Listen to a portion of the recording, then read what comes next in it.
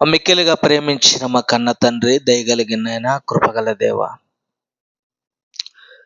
ఈ రీతిగా నూతన సంవత్సరంలోనికి నాయన మమ్మల్ని ప్రవేశపెట్టిన విధానానికి వందనములు.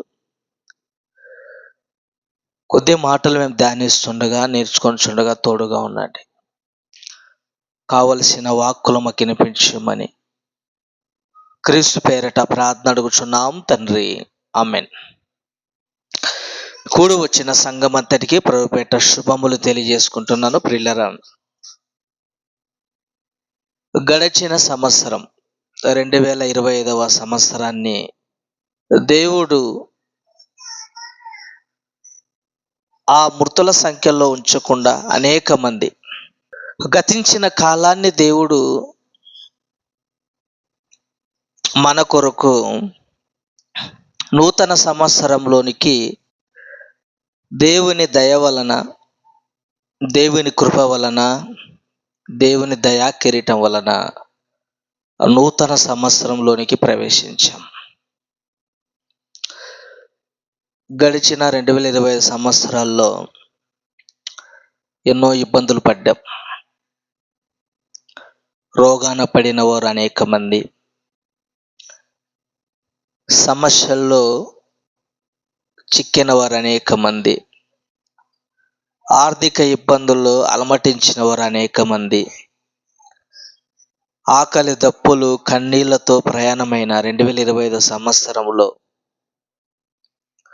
ముగించుకొని మరలా నూతన సంవత్సరం అనగా 2026వ సంవత్సరంలోనికి ప్రవేశించాం. ఈ సంవత్సరంలో కూడా బాధలు, కన్నీళ్ళు, ఆర్థిక సమస్యలు ఉండవని నేను చెప్పను. ఎందుకంటే మునుపున్నదే నేడు ఉంటుంది. సంవత్సరాలు మారుతున్నాయి కానీ ఈ సంవత్సరములు, ఈ కాలములో బ్రతుకుతున్న మనిషి మారాలి. మనిషి అన్నవాడు తన బ్రతుకును మార్చుకోవాలి. కాలం అన్నది ఏదో మనిషి వలన కలిగింది కాదు. సమయం అన్నది మనిషి ఆలోచన వలన వచ్చింది కాదు. ఈ ప్రకృతి వెనకాల ఉన్నది మనిషి కాదు, దేవుడు ఉన్నాడు. మనకు టైం రావాలంటే, రోజు గడవాలంటే 12 గంటలు, 24 గంటలు. ఈ కాలం అన్నది మనకి ఏర్పడాలంటే ప్రకృతి తిరగాలి. భూమి తన చుట్టూ తాను తిరుగుతూ సూర్యుని చుట్టూ తిరగాలి. 1 గంటకు 1,11,600 కిలోమీటర్ల వేగంతో భూమి తిరగాలి. ఇలా భూమి తిరగాలి, సూర్యుడు తిరగాలి, నక్షత్రాలు తిరగాలి, అంతరిక్షం తిరగాలి. ఈ ప్రకృతి చక్రం అన్నది తిరిగితేనే మనకు రోజు అన్నది, దినాలు, నెల అన్నది, వారం అన్నది, సంవత్సరాలు అన్నవి ఏర్పడతాయి. ఈ ప్రకృతిని నడుపుతుంది ఎవరని బైబిల్ని అడిగితే మనిషి వల్ల కాదు అన్నది మనకు అర్థమవుతుంది. యోబు గ్రంథం 37వ అధ్యాయము 12వ వచనం. యోబు గ్రంథం 37వ అధ్యాయము 12వ వచనం చదవండి. యోబు గ్రంథం 37వ అధ్యాయం 12వ వచనం. ఆయన వలన నడిపింపబడినవై, చాలండి, ఆయన వలన నడిపింపబడినవై. ఏమి నడిపింపబడ్డాయి? ఆయన వలన. ఆయన అనగా ఎవరు? దేవుడు, సృష్టికర్త, మన తండ్రి, మన కన్న తండ్రి అయిన దేవుడు వలన నడిపింపబడినవై. అంటే ప్రకృతిలోని కాలాలు వస్తున్నాయంటే, సమయం ఏర్పడుతుందంటే, నీకు ఋతువులైనా, కాలమైన, సంవత్సరాలైనా, దినాలైనా, నెలలైనా, వారాలైనా, ఇవన్నీ నీకు టైం ప్రకారంగా జరుగుతున్నవంటే కారణం ఎవరు? ఆయన నడుపుతున్నాడు గనక. ఎవరైనా? మన తండ్రి, మన దేవుడు.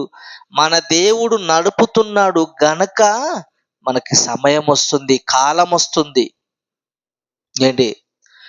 బస్సు నడపడానికి ఒక డ్రైవర్ ఉంటాడు, ఒక లారీ నడపడానికి ఒక డ్రైవర్, ఒక రైలు నడపడానికి ఒక డ్రైవర్, విమానం నడపడానికి ఒక డ్రైవర్, అలాగే ప్రకృతి చక్రాన్ని నడుపుతున్నదెవరు? అనంత విశ్వాన్ని నడుపుతున్నదెవరు? దేవుడు కాదంటారా? మనిషిని నడిపే బస్సు అయినా గంట లేట్ వస్తుంది. మనిషిని నడిపే వాహనాలైనా లేట్ వస్తాయి. ట్రైన్ అయినా లేట్ రావచ్చు, బస్సు అయినా లేట్ రావచ్చు, విమానమైనా లేట్ రావచ్చు. కానీ ఈ ప్రకృతి నడుపుతున్న దేవుడు ఏ రోజు కూడా ప్రకృతి ఒక గంట లేట్ వచ్చిందని మనం చదువుకున్నామా? వార్తాపత్రికలో కానీ, న్యూస్లో కానీ, ఇదిగో సూర్యుడు ఒక అర్ధగంట లేట్ వచ్చాడని వార్తాపత్రికలో మనం చూసినామా? లేదు కదా. కారణం ఏంటి? ఈ ప్రకృతిని నడుపుతుంది ఎవరు? దేవుడు కనుక. సమయం ప్రకారంగా ఉదయాన్నే లేసిపోతుంది సూర్యుడు, ఉదయాన్నే వచ్చి నన్ను లేపుతుంది. మనము లేటుగా లేస్తామేమో కానీ 10 తర్వాత లేస్తామేమో కానీ సూర్యుడు లేటుగా రాడు. ఉదయము, సాయంత్రము ఇవన్నీ దేవుడు అనుకున్నట్లుగా దేవుడు నడుపుతున్నాడు వీటిని. అందుకే దేవుడు ఇశ్రాయేలు ప్రజలు కాపాడువాడు, కొనుకడు, నిద్రపోడు. దేవుడు మనల్ని కాపాడ్డానికండి నిద్రపోకుండా ప్రకృతిని నడుపుతున్నాడు. కారణం నీకోసరము, నాకోసరము చల్లగా నిద్రపోవాలని, చల్లగా ప్రకృతి ఒడిలో నువ్వు చక్కగా మంచి ఆయుష్ కాలాన్ని పొందాలని, మరొక సంవత్సరాల్లో నీకు నువ్వు వెళ్ళాలని దేవుడు తనకు నిద్ర లేకుండా తన శ్రమ పడుతూ కష్టపడుతూ మనకు కాలాన్ని ఇస్తున్నాడు. కాలాన్ని ఇస్తున్నాడు దేవుడు. తల్లి ఎంతవరకు మేలుకుంటుంది? మహా అయితే రాత్రి 10 వరకు. రాత్రి 10 వరకు మేలుకుంటుంది. నా బంగారు కొండ, నా బుచ్చి కొండ, నా లడ్డు కొండ అని మాట్లాడుతుంది. రాత్రి 10 అయిందనుకో ఏం చేస్తుంది? గురకబెట్టి నిద్రపోతుంది. ఇక మళ్ళీ ఉదయం లేచేంత వరకు బంగారు కొండలా లడ్డులా ఇంకేం లేదు. ఇంకా మళ్ళీ ఉదయం లేచిన తర్వాత ఎక్కడున్నా నా కొడుకు అని తిరుగు చూస్తుంది. అంతవరకు ఏం చేస్తుంది? ఆగమరిసి గాఢాంధ్రమైన నిద్రలోనికి వెళ్ళిపోతుంది, గురకలు పెట్టి భయంకరంగా. తల్లైనా నిద్రపోతుందేమో, తండ్రైనా మర్చిపోతాడేమో, కానీ దేవుడు కునుకడు, నిద్రపోడు. దేవుడు కాలాన్ని ఇచ్చాడు ఎవరికోసరం? మన కోసరం. ప్రకృతి నడుపుతున్నది ఎవరు? మన కోసరము. సంవత్సరాలు మారుతాయండి. కాలం అన్నది టైం ప్రకారంగా వెళుతుంది. కారణం ఈ ప్రకృతి వెనకాల, ఈ కాలం వెనకాల, ఈ సంవత్సరం వెనకాల దేవుడు ఉన్నాడు గనక వాటికి ఇచ్చిన పని సక్రమంగా వెళుతున్నాయి. అవి ఏ రోజు కూడా ఆలస్యం చేయవు, ఏ రోజు కూడా అవి లేటుగా రావు. ఏంటి? కాలం అన్నది సంవత్సరము వెళుతూనే ఉంది. కానీ కాలంలో ఉన్న నీవు, సంవత్సరాలు మారుతున్న నీవు ఎలా ఉండాలి? మారవలసింది సంవత్సరాలు కాదు, నీ హృదయం మారాలి, నీ బ్రతుకు మారాలి, నీ వేషధారణ మారాలి, నీ జీవితం మారాలి. యెహెజ్కేలు గ్రంథం 18వ అధ్యాయం 31వ వచనం. యెహెజ్కేలు గ్రంథం 18వ అధ్యాయం 31వ వచనం. మీరు జరిగించిన అక్రమ క్రియలన్నిటినీ విడిచి నూతన హృదయమును, నూతన బుద్ధియు తెచ్చుకొనుడి. ఇశ్రాయేలులారా వినండి, మీరెందుకు మరణము నొందుదురు? ఇదే యెహోవా వాక్కు. ఇశ్రాయేలు ప్రజలు దేవుడు మాట్లాడు ఏమని తెలుసా? ఇశ్రాయేలు ప్రజలారా వినండి, వినండి, వినండి. ఏంటి వినాలి తెలుసా? వినండి ఏంటి? నేను ఎంత చెప్పినా మీరు మారట్లేదే. మీరు మారాల్సింది ఏంటో తెలుసా? మీరు జరిగించిన అక్రమ క్రియలన్నిటినీ విడిచి. ఏం విడవాలంట? అక్రమ క్రియలు విడవాలి. వాటిని విడిచి నూతన హృదయమును, నూతన బుద్ధిని తెచ్చుకోండి. సంవత్సరాలు మారుతున్నాయని హ్యాపీ న్యూ ఇయర్ అని చెప్పుకోవడం కాదండి. సంవత్సరాలు మారుతున్నాయి, ఇదిగో happy new year, happy new year, కొత్త సంవత్సరంలో మనం అడుగు పెట్టామని సంతోషపడుతున్నారే, మంచిది. కానీ సంవత్సరాలు మారవలసింది ఏంటో తెలుసా? నీ హృదయం మారాలి, నీ మనస్సు మారాలి, నీ బుద్ధి మారాలి. అతిక్రమములను విసర్జించండి. అతిక్రమ క్రియలన్నిటినీ విడిచి. ఏంటి విడవాలండి? మనం ఇవి విడవాలి. నూతన సంవత్సరం అనగానే ఎన్నో ప్లాన్లు వేసుకుంటాం. ఈ 2020 సంవత్సరంలో మనం వెనుకబడ్డామంటే కారణం ఏంటి? మనం మరలా ముందుకు వెళ్ళాలంటే ఎలాంటి ప్లాన్ వేసుకుంటావే? ఆర్థిక సమస్యల నుండి ఎలా బయటకు రావాలో ప్లాన్ వేసుకుంటావే? పాత సమస్యలన్నిటి నుంచి కొత్త జీవితాన్ని పొందాలని ఎలా ఆలోచిస్తావే? నీవు మారవలసినది తెలుసా? అతిక్రమ క్రియలను నీవు విడిచిపెట్టాలి. పాత జీవితాన్ని విడిచిపెట్టాలండి, కొత్త జీవితంలోనికి మనం వెళ్ళాలి. సంవత్సరం క్యాలెండర్ మారుతూ ఉంది. అవి ఎన్ని మారిన ఏం ఉపయోగం? నువ్వు మారకపోతే ఏంటి లాభం? మారవలసింది క్యాలెండర్లు కాదు, మారవలసింది డేట్లు కాదు, మారవలసింది సంవత్సరాలు కాదు.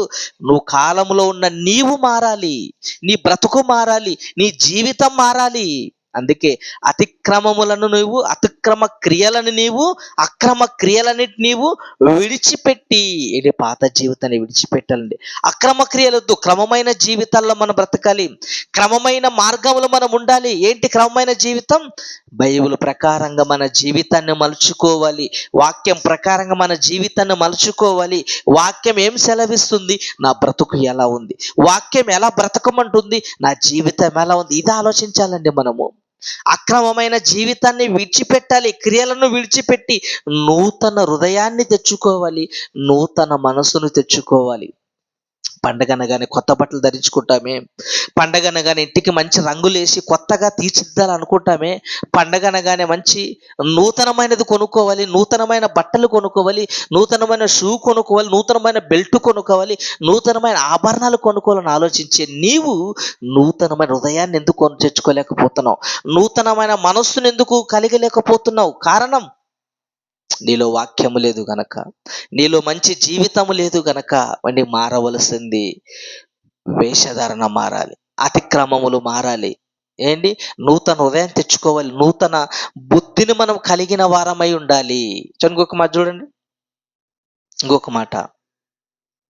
కొరింథీయులకు రాసిన 2వ పత్రిక 5వ అధ్యాయము 17వ వచనం. కొరింథీయులకు రాసిన 2వ పత్రిక 5వ అధ్యాయము 15వ వచనం, 17వ వచనం. కాగా ఎవడైనను క్రీస్తు నందున్న ఎడల వాడు నూతన సృష్టి. ఏంటి? యేసుక్రీస్తునందుకు వచ్చిన వారు ఎవరంట? మనము నూతన సృష్టి అండి. ఎలా నూతన సృష్టి? యేసుక్రీస్తులు రాకమునిపు ఎలా ఉన్నాం మనము? పాపంలో ఉన్న వాళ్ళం, అక్రమములో ఉన్న వాళ్ళం, దుర్మార్గము క్రియలు చేసిన వాళ్ళం, భయంకరమైన పాపం అనే ఊబిలో నుంచి మన బయటికి వేసిన వారు ఎవరు? యేసుక్రీస్తుల వారు. నూతన సృష్టిలోనికి వచ్చామంట మనము. ఎవడైనను క్రీస్తు నందున్న ఎడల వాడు నూతన సృష్టి. ఏంటి? దేవునిలోనికి వచ్చావే, పాత జీవితాన్ని, రోత జీవితాన్ని, భయంకరమైన స్థితిని వదిలిపెట్టి నూతనమైన స్థితిలోనికి బాప్తిసం తీసుకొని వచ్చిన నీవు ఎలా ఉండాలని చూడండి. పాతవి గతించెను, ఇదిగో క్రొత్తవాయెను, సమస్తమును దేవుని వలనైనవి, ఆయన మనలను క్రీస్తు ద్వారా తనతో సమాధాన పరుచుకొని ఆయన సమాధాన పరుచు పరిచర్యను మనకు అనుగ్రహించాడు.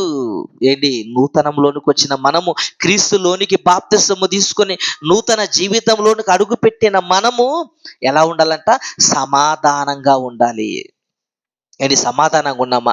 బాప్తిస్మను తీసుకుముందు ఉన్నటువంటి క్రియలే, బాప్తిస్మం తీసుకుముందు ఉన్న స్వభావమే నువ్వు బాప్తిస్మం తీసుకున్న తర్వాత వచ్చినట్టు ఏంటి లాభం? ఇక పాత జీవితాన్ని, రోత జీవితాన్ని, ఆ భయంకరమైన పరిస్థితిని వదిలిపెట్టి నూతనమైన జీవితంలోనికి నీవు వచ్చావు.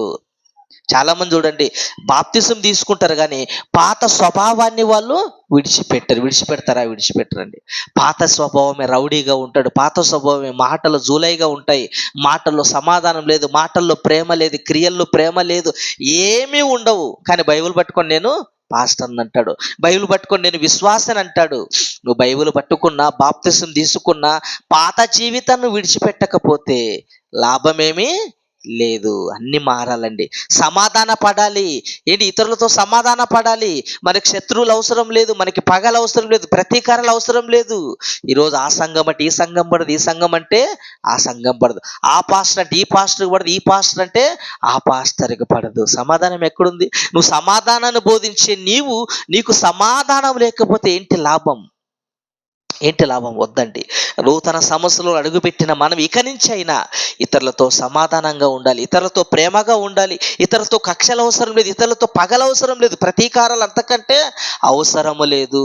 సమస్తము సమాధానంగా మనము మేలుతో ఉండాలి, అందరితో సమాధాన పడాలి. అందరితో సమాధాన పడితేనే మనకు సమాధానం దక్కుతుంది. ఇతరులతో మనం ప్రేమగా ఉంటేనే మనల్ని దేవుడు ప్రేమిస్తాడు.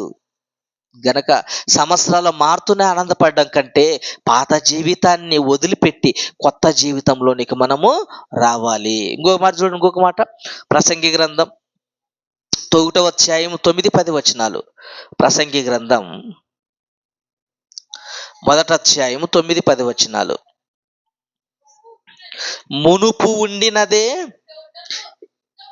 ఇక ఉండబోవునది, మునుపు జరిగినదే ఇక జరగబోవునది సూర్యుని క్రింద నూతన అయినది ఏదియూ లేదు. ఇది నూతనమైనదని ఒకదానిని గూర్చి ఒకడు చెప్పును, అది అది మనకు ముందుండిన తరములో ఉండినదే. ఏంటి, సూర్యుని కింద నూతనమైనది ఏది లేదు. దేవుడు ప్రకృతిని ఎలాగైతే నడిపించాడో, దేవుడు ప్రకృతిని ఎలా మనిషికి లోబడమన్నాడో, దేవుడు ప్రకృతిని మనిషికి ఎలా అవసరాలు తీర్చమన్నాడో, దేవుని ప్రకృతి మనిషికి ఎలా ఉపయోగపడమన్నాడో, మునుపు సంవత్సరంలో ఉపయోగపడినట్లుగా ఇప్పుడు ఉపయోగపడుతుంది, మునుపు ఉన్నట్లనే ఇప్పుడు ఉంటుంది. కానీ ప్రకృతిలో ఎలాంటి మార్పు లేదు. మరి మార్పు ఎక్కడ రావాలి? నీలో రావాలి, నాలో రావాలి. ఏంటి, మామిడికాయలు ఉన్నాయనుకో, పోయిన సంవత్సరంలో కాసిన మామిడికాయలు ఇప్పుడు కాస్తాయి, పోయిన సంవత్సరంలో ఉన్న యాపిల్ కాయలు ఇప్పుడు ఉంటాయి. వాటిలో టేస్ట్ మారదు, వాటిలో ఆకారము మారవు. మునుపున్నటువంటి ఫలాలు ఇప్పుడు వస్తాయి, మునుపున్నటువంటి వర్షాలే మళ్ళీ ఇప్పుడు పడతాయి. కానీ మారవలసింది ఏంటి? నీ హృదయంలో మంచి ఫలాలు రావాలి, నీ వేషధారణ మారాలి, నీ జీవితం మారాలి, నీ మనసు మారాలి. పై వేషము కాదండి, మారవలసింది ఏంటి? నీ హృదయం మారాలి, నీ మనసు మారాలి, అంతర్గం మారాలి, నీ జీవితాన్ని మార్చుకోవాలి. సంవత్సరాలు మునుపున్నటువంటి జీవిత కాలాలు వెళ్ళిపోతూ ఉంటాయి, సంవత్సరాలు వెళ్ళిపోతూ ఉంటాయి. కానీ సంవత్సరంలో కాలములో ఉన్న మనిషి నీవు మారాలి. చూడండి ఒక మాట చూద్దాం, చూడండి ఒక మాట. దానియేలు గ్రంథం 2వ అధ్యాయము 21వ వచనం. దానియేలు గ్రంథం 2వ అధ్యాయము 21వ వచనం. ఆయన కాలములను సమయములను మార్చువాడై ఉండి. ఏం చేస్తున్నాడంట? ఆయన కాలములను సమయములను మార్చువాడై ఉండి రాజులను త్రోసివేయుచు నియమించుచు ఉన్నవాడును. దేవుడండి, కాలాన్ని మార్చేది దేవుడు, కాలాన్ని మార్చేది దేవుడు, సమయాన్ని మార్చేది దేవుడు. నీకు 2025 సంవత్సరాన్ని మార్చి 2025వ సంవత్సర కాలాన్ని మార్చి 2026వ సంవత్సర కాలాన్ని నీకు ఇచ్చాడే, సంవత్సరాన్ని నీకు ఇచ్చాడే. ఎందుకు ఇచ్చాడు ఆలోచించాడు ఒకసారి. దేవుడా, ఎందుకు నాకు మరల ఆయుష్ కాలాన్ని ఇచ్చి మరల ఎందుకు నూతన సంవత్సరంలోనికి ప్రవేశపెట్టావు అని అడిగితే ఆయన ఏమంటాడు తెలుసా? నాయనా, నీకు పని ఉంది గనక, నీవు పని చెయ్యాలి గనక నీకు ఆయుష్ కాలాన్ని ఇచ్చాను. ఆయుష్ కాలాన్ని ఇచ్చాడండి. పని ఉంది గనకనే ఆయుష్ కాలం నీకు ఇచ్చాడు, ఆయుష్ కాలం ఇచ్చాడండి. రాజులను పడద్రోయి వాడును నియమించి వాడును ఆయనేనండి. గనక సమయము కాలం అన్నది ఇచ్చేది ఎవరు? దేవుడు.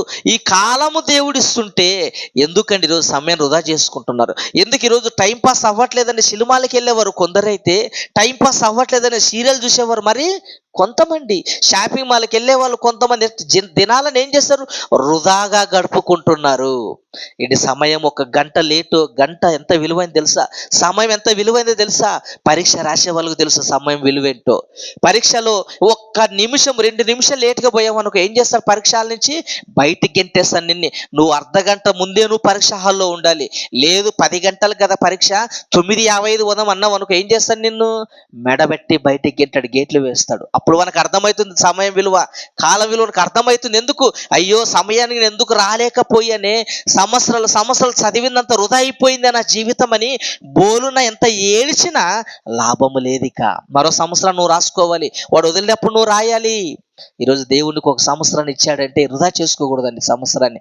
దేవుడా, ఈ సంవత్సరములో నేనేం చేయాలి? నీకు మునుపు సంవత్సరం కంటే అధికముగా నీ కోసం ఏం చేయాలి, మునుపు సంవత్సరం కంటే మరీ ఎక్కువగా ఏం చేయాలని ఆలోచించాలండి. నిజంగా మన చిన్న సంఘమైన 2020 సంవత్సరంలో జరిగినటువంటి సెమినార్స్ చాలా గొప్పగా జరిగాయి. 2025 సంవత్సరంలో లేఖనాల పరిశోధన సదస్సులు అద్భుతంగా జరిగాయి. మరలా ఈ సంవత్సరం నూతన సంవత్సరం 2026 సంవత్సరాల్లో మునుపు కంటే మరీ అద్భుతంగా జరగాలి. దేవుడు గొప్పగా మన జీవితాల్లో మేలులు చేయాలి. మనం ప్రయాసపడదాం, కష్టపడాలి అండి. దేవుని కొరకు ఏమి చెయ్యాలి? ఒకానొక రోజు వెళ్ళిపోతాం మనము. వెళ్ళిపోయే ముందు నువ్వు ఏమి సంపాదించినా, ఏమి వెనకేసుకున్నా చిల్లి గవ్వ కూడా మనము తీసుకొని పోలేవు. మనతో పాటు వచ్చేది ఏంటో తెలుసా? మన ఆస్తి, ఐశ్వర్యం, సంపద కాదు. మనతో పాటు వచ్చేది ఏంటో తెలుసా? సత్క్రియలు, మంచి పనులు, మంచి కార్యక్రమాలు నువ్వు చేసావనుకో, అవి నీతో పాటు వస్తాయి. అవి నీ ముందు నడుపుతాయి. నేను పరలోకానికి తీసుకొని పోయేది మంచి పనులు తప్ప, నీ దగ్గర ఐశ్వర్యం ఉందా, నీ దగ్గర మంచి బట్టలు, నీ దగ్గర ఇంత సంపద ఉందనేది కాదు. గనక దేవుని కొరకు మనం ఏం చేయాలి? ఇచ్చిన ఆయుష్య కాలాన్ని మనం దేవుని కొరకు ఎలా ఉపయోగించుకోవాలి? దేవుడు నూతన సంవత్సరాన్ని ఇచ్చాడంటే నీ మనసు మారాలి, నీ వేషధారణ కాదు. చూడండి, గలతీ పత్రిక 3వ అధ్యాయం 27వ వచనం. గలతీ పత్రిక 3వ అధ్యాయం 27వ వచనం. త్వరగా ముగించుకుందాం. గలతీ పత్రిక 3వ అధ్యాయము. క్రీస్తులోనికి బాప్తిసం పొందిన మీరందరూ క్రీస్తును ధరించుకొని ఉన్నారు. మనం ఎవరిని ధరించుకున్నామట? క్రీస్తును ధరించుకున్నాం. నూతన సంవత్సరంలోకి వచ్చిన మనము, బాప్తిసము తీసుకొని నూతనంగా జీవిస్తున్న మనము క్రీస్తును ధరించుకున్న వారము. మరలా నువ్వు పాత జీవితానికి వెళ్తావేంటి? మరలా పాత రోత జీవితానికి వెళ్తావేంటి? పాత జీవితంలోనికి మనం వెళ్ళకూడదు. మరలా రోత జీవితంలో మనం వెళ్ళకూడదు. క్రీస్తును ధరించుకున్న మనం ఎలా ఉండాలట?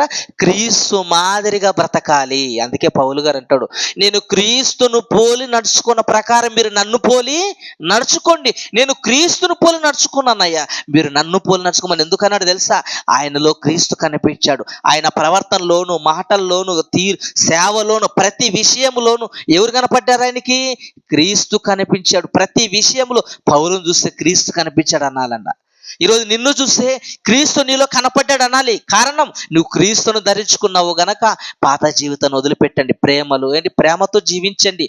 పగతో వద్దు, కక్షతో వద్దు, అసూయతో వద్దు, కక్షలతో వద్దు, కుళ్ళుతూ కుతంత్రాలతో మనం జీవించకూడదు. మంచి స్వభావం కలిగిన వారమై ఉండాలి. క్రీస్తును ధరించుకున్న మనము, క్రీస్తు అనగానే ప్రేమ స్వరూపి, క్రీస్తు అనగానే త్యాగము, క్రీస్తు అనగానే క్షమించేవాడు, క్రీస్తు అనగానే ప్రేమించే తత్వం కలిగిన దేవుడు. అలాంటి దేవుని కలిగిన మనము మనలో కూడా ఈ లక్షణాలే కలిగి ఉండాలండి. మనలో ఇవి ఉండాలండి. కనుక క్రీస్తును పోలి నడుచుకోవాలి. అప్పుడప్పుడు పులివేషం వేస్తూ ఉంటారు. తిరునాళ్ళలోను, దేవుర్లోను, ఫంక్షన్లో పులివేషం వేస్తూ ఉంటారు. పులివేషం వేయడం అంటే ఎలా?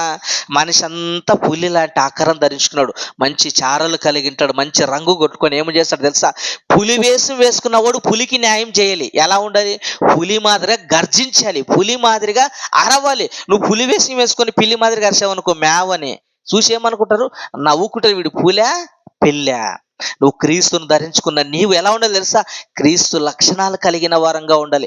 క్రీస్తు ప్రేమను కలిగిన వారంగా ఉండాలి. క్రీస్తు క్షమించే గుణాన్ని కలిగిన వారంగా, ఎదుటివాడు మన తప్పు చేస్తే క్షమించాలి. మనం ఈ మంచి లక్షణాలు కలిగి మనము జీవించాలి. ఎఫెసీ పత్రిక ముగించుకుందాం. ఎఫెసీ పత్రిక 4వ అధ్యాయం 22వ వచనం. ఎఫెసీ పత్రిక 4వ అధ్యాయము 22వ వచనం. కావున మునుపటి ప్రవర్తన విషయంలోనైతే మోసకరమైనది. చూడండి, మునుపటి ప్రవర్తన ఎలా ఉంది? మనకి క్రీస్తులోనికి రాకముందు మన జీవితం ఎలా ఉంది? బాప్తిసం తీసుకుముందు మన జీవితం ఎలా ఉంది? అతి భయంకరమైన జీవితం. ఎలాంటిదంట? మోసకరమైన దురాశల వలన చెడిపోవు మీ ప్రాచీన స్వభావమును వదులుకొని. ఏం వదులుకోవాలంట? ప్రాచీన స్వభావం. మునుపటి స్వభావం ఏదైతే ఉందో, ఆ క్రూరమైన స్వభావం ఏదైతే ఉందో, ద్వేషించే స్వభావం ఏదైతే ఉందో, మాటలతో గాయపరిచే స్వభావం ఏదైతే ఉందో, కక్షతో ప్రేమించే స్వభావం, కక్షతో చూపే ప్రభావం ఏదైతే ఉందో, వీటన్నిటిని ఏం చేయాలంటే మనము